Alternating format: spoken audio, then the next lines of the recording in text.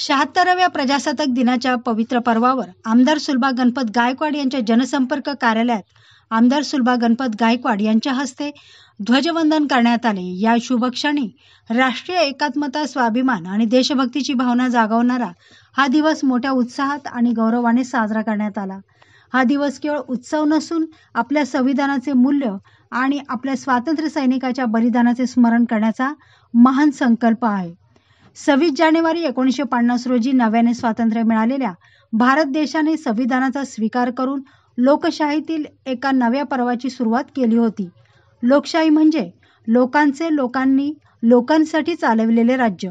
थोडक्यात या दिवसापासून भारतीय जनतेला राज्य चालवण्याचा अधिकार मिळाला। भारतीय प्रजासत्ताक दिवस हा भारताच्या प्रजासत्ताकात दरवर्षी 26 जानेवारी रोजी पाळला जाणारा राष्ट्रीय दिन आहे।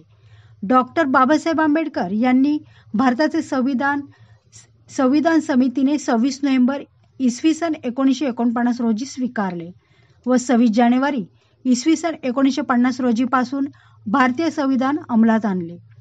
जवाहरलाल नेहरू यांनी 31 डिसेंबर इसवी सन 1929 रोजी लाहोरजवळ रावी नदीच्या काठी अशोक चक्रांकित तिरंगा ध्वज फडकावून पूर्ण प्रजासत्ताकाची स्वातंत्र्याची घोषणा केली होती। त्याची आठवण म्हणून 26 जानेवारी हा दिवस राज्यघटना अंमलात आणण्यासाठी निवडण्यात आला। या दिवशी देशभरात भारताच्या राष्ट्रध्वजाचे आरोहण होऊन त्याला वंदना दिली जाते, भारताचे राष्ट्रगीत म्हटले जाते आणि आदर व्यक्त केला जातो। हा दिवस आपल्या देशातील सुवर्ण दिन आहे। या दिवसाची प्राप्ती हजारो देशभक्तांच्या बलिदानातून झाली होती। या दिवशी शाळा, महाविद्यालयांमध्ये भाषणाचे कार्यक्रम आयोजित केले जाते।